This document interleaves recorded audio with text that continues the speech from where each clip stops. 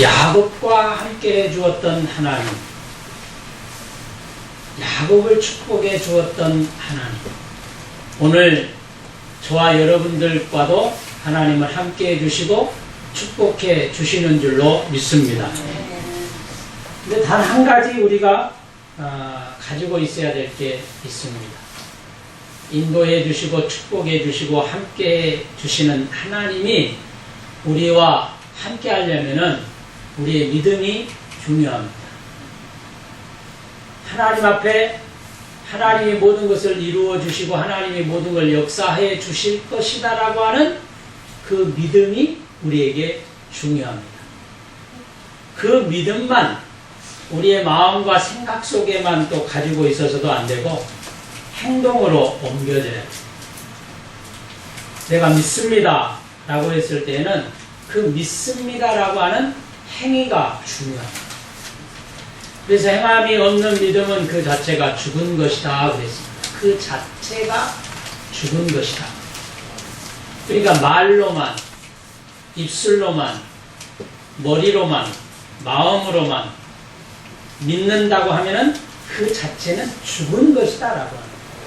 살아있는 믿음이 아니다 라고 하는 것이죠. 믿음은 반드시 행함이 수반되어야 될 줄로 믿습니다. 야곱, 우리는 야곱을 가리켜서 그 이름 뜻대로 속이는 자다 이렇게 얘기를 합니다. 속이는 자. 자기 형을 속였죠. 속여서 장자의 명분을 받았습니다. 그래서 형이 화가 났습니다. 아니 이런 놈이 어딨냐. 세상에 먹는 것 가지고 속이느냐. 아버지도 속이고 그 전에는 또 팥죽을 가지고 속였습니다. 빈말인 것 같았지만은 야곱에게는 자기에게 일생일대의 운명을 바꿀 수 있는 가장 귀중한 기회이고 계기라고 생각을 했을 것입니다. 어떻게 보면 인간적으로 보면 아니 형도 속이고 아니 아버지도 속이고 아니 이런 못된 놈이 어디 있습니까? 세상으로 말하자면은 진짜 형제도 필요 없고 자기만 살려고 하는 아주 나쁜 사람으로 그렇게 평가할 수도 있는 사람이 야곱일 것입니다. 그런데 본문도 그렇고 나중에 쭉 이어지는 말씀을 통해서 보면은 하나님이 왜 그런 속이고 그런 나쁜 못된 야곱을 인도하고 함께하고 축복해 주었는가? 엄청난 영적인 비결이 그 속에 있습니다. 야곱은 이런 축복과 이런 은혜를 받고 자기 혼자만 장자의 명분을 받았다고 자기 혼자만 누리려고 하는 모습을 사는 사람이 결단코 아니라고 하는데 큰 의미를 가져야 됩니다. 하나님은 어쩌면 야곱의 그런 성품을 이해하고 그를 통해서 축복의 통로로 인도해 주시지 않았는가라고 하는 것입니다. 오늘 이 자기 외삼촌 라반의 집으로 오게 된 배경도 역시 하나님께서 그 피해가는 야곱을 통해서 베델의 축복을 약속해 주었고 오늘 본문 이전에 30장부터 이어지는 말씀을 보면은 교묘하게 자기 삼촌 라반의 물건들 또 양들 가축들을 속여가지고 자기 것만 점입고 이 모든 것들을 다 취해버린 거예요. 아 이런 나쁜 사람이 어디 있습니까? 그럼에도 불구하고 이 야곱을 하나님께서 축복해주고 축복의 통로로 이끌 수밖에 없었던 것은 하나님이 야곱을 통해서 야곱을 축복해주면 야곱은 자기만 위하고 자기만 생각하고 자기만 배부르고 이런 사람이라고 생각하지 않았기 때문에 그랬습니다. 오늘 이 세상의 사람들의 법칙은요 어떤 법칙이냐면은 남을 해하고 남을 업신여기고 나서 내가 잘되면 남을 무시하는 경우가 많습니다.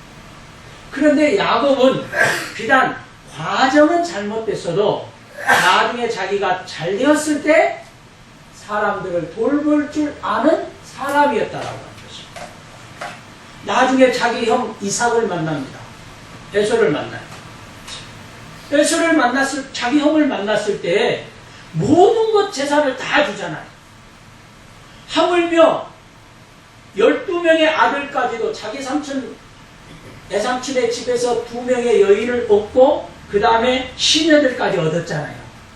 그 4명의 부인들까지도 다 주려고 그래요. 왜냐?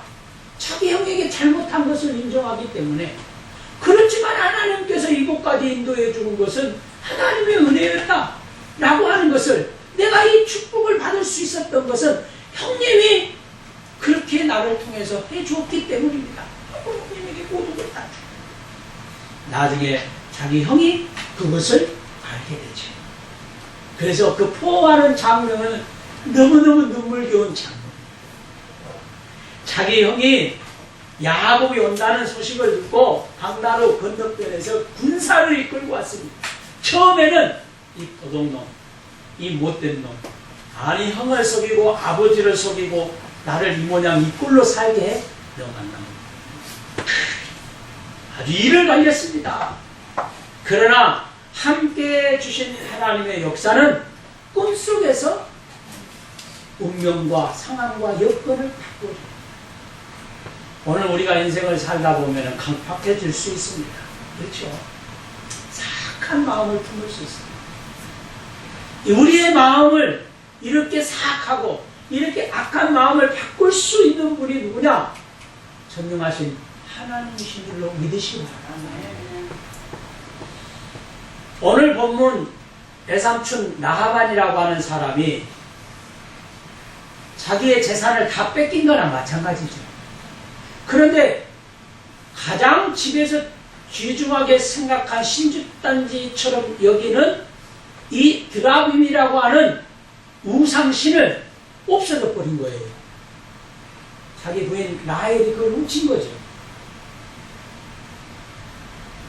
이거를 찾고 또 괘씸한 놈, 내 재산까지 다 가지고 가더니 이제는 우리가 신주단지처럼 여기는 드라빔까지 훔쳐가 추격이옵니다. 군사를 이끌고 추격. 놀라운 일이 벌어졌습니다.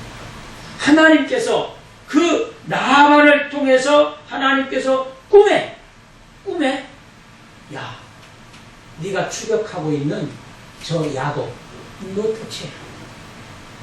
그 말씀이 24절에 나와요. 한번 보실까요? 24절에 하나님께서 라반에게 꿈속에 지시하고 있는 내용의 말씀입니다. 24절, 31장 24절에 시작.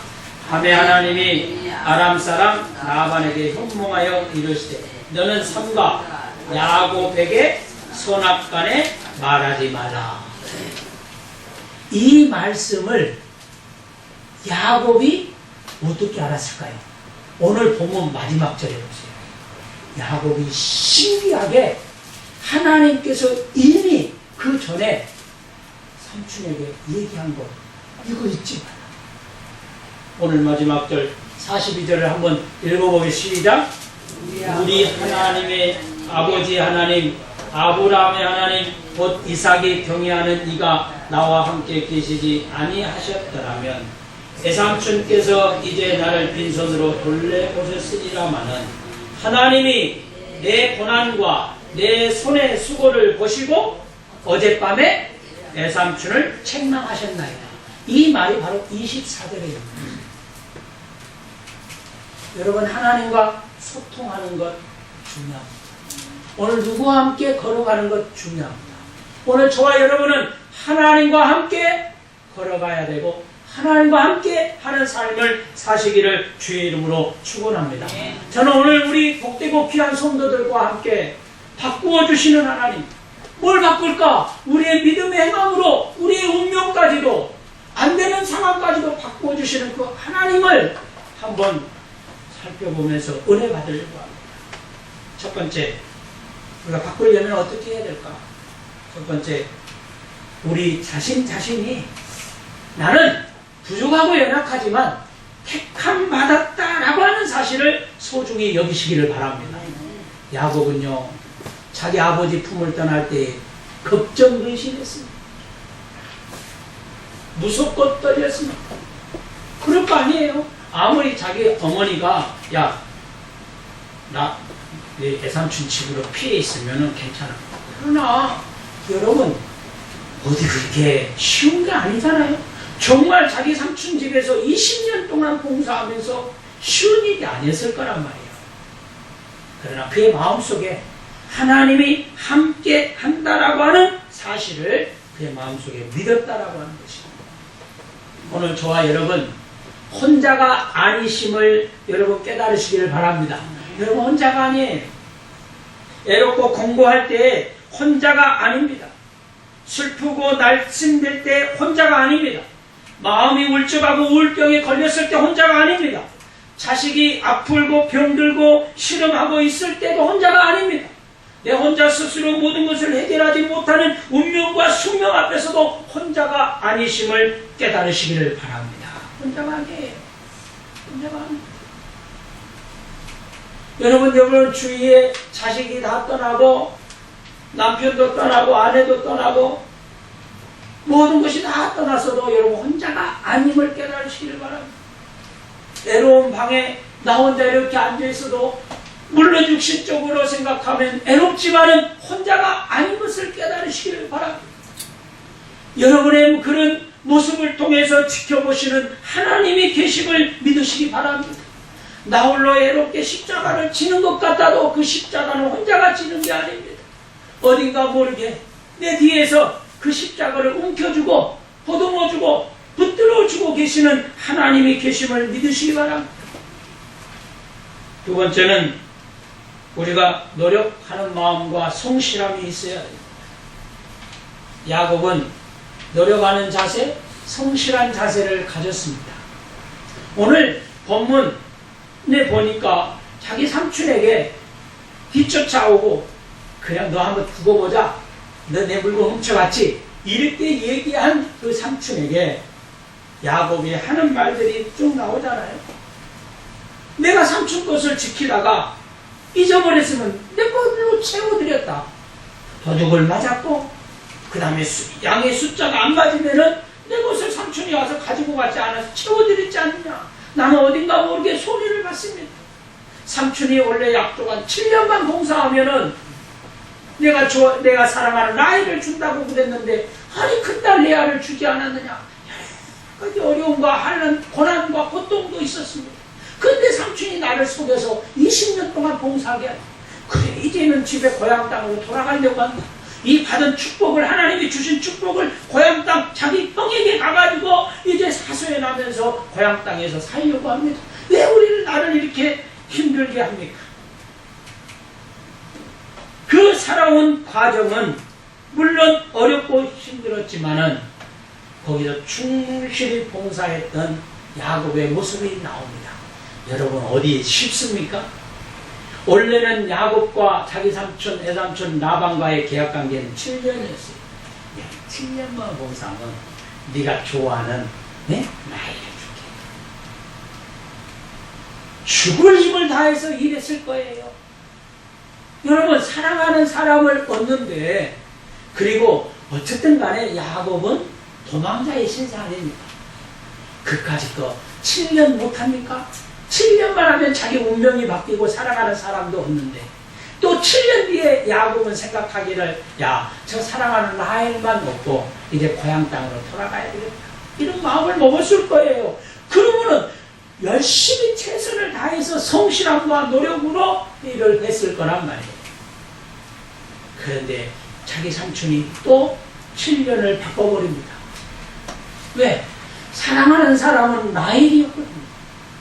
그런데 자기 삼촌 라반은 이렇게 이야기합니다. 우리 고장에서는 우리 이쪽의 나라의 풍습은 야 어떻게 큰딸부터 큰딸 먼저 보다 이 둘째 딸을 먼저 보내느냐. 그런 일이 절대 있을 수 없고 그 나라 법이라고 하는데 어떻게 합니까?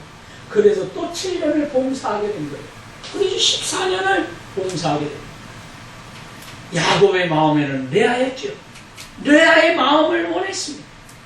그렇기 때문에 라헬을 얻기 위해서 또 7년을 봉사해서 14년을 봉사하잖아요. 사랑하는 성도 여러분, 우리가 주의 일을 하는데도 마찬가지입니다. 성실함과 열심 있는 노력 가운데 반드시 귀한 역사가 나타나게 되는 줄로 믿습니다. 여러분 열심히 하나님을 위해서 봉사하고 열심히 하나님을 위해서 헌신하는 것 결단코 땅에 떨어지고 없어지는 것이 아닙니다. 여러분 가정이 잘 되고 자녀가 잘 되고 우리가 헌신하고 봉사하고 나라와 민족을 위해서 기도하는 것도 이 나라가 복된 길로 반드시 이끌음을 받게 될 줄로 믿습니다. 세 번째는 바뀔 수 없는 운명까지도 바꾸어졌다라고 하는 것입니다. 놀라운 역사죠. 여러분 우리가 성경에 31장 1절부터 쭉 이어지는 말씀을 보면은요, 점 있는 것, 아롱진 것, 이런 것들을 통해서 30장부터 쭉 읽어보면은 어떻게 그렇게 될 수가 있겠습니까, 여러분? 여러분요, 이런 양이나 이런 염소는요, 얼룩달룩한 것이 안 나온다고 그럽니다. 아롱지고, 점 있고, 하야면 하야고, 검으면 검어. 이렇게만 되는 거죠. 그런데 참 하나님은 그런 것까지도 바꿔버립니다. 물론 그 바꾸는 과정에 보면은 뭐 시냇가에 가가지고 어떤 수양버들이나 이런 버드나무 잎사귀 이걸 먹게 해가지고 그걸 쳐다보면 이렇게 뭐 방법은 있지만은 여러분 그게 하면은 이 세상 사람들 다 그렇게 하죠. 안 돼. 하나님이 바꿔줍니다. 하나님이 우리의 운명도 바꿀 수 있습니다. 내가 운명을 개척하는 게 아니라 우리의 인간의 운명은요 언제든지 바꾸어집니다. 그러나 잘된 길, 형통한 길로 바꾸어 주시는 분은 여호와 하나님이 바꾸어 주시는 것입니다. 우리의 운명, 지금 내가 이렇게 태어나서 이렇게 했다. 하나님이 바꾸시면 바꿔주는 겁니다. 실망과 좌절에 있는 그런 상황 속에서도 바꾸어지는 것입니다. 그 여건과 환경이 아무리 열악해도 하나님이 바꾸시면 바꾸시는 줄로 믿으시기 바랍니다. 거부가 될 수 있었고 자기 삼촌 나발보다 더한 그러한 축복을 받을 수 있었던 것은 하나님께서 야곱과 함께 하신 줄로 믿으시기 바랍니다. 30장 27절 말씀을 한번 보겠습니다. 30장 27절 말씀을 보세요.